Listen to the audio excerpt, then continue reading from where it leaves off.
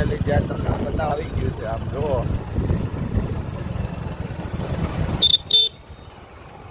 તો જુઓ માસા Mavani ground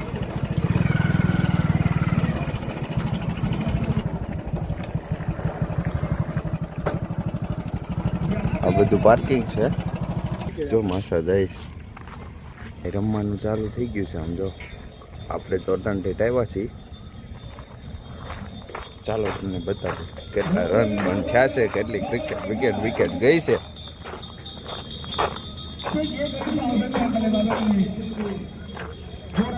gate entry થઈ ગઈ છે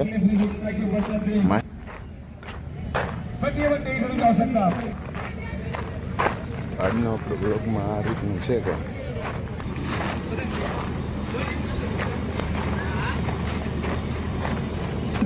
मशीन है फिर कंटिन्यू चेंजेस के लिए નાનો પડે ને કોઈ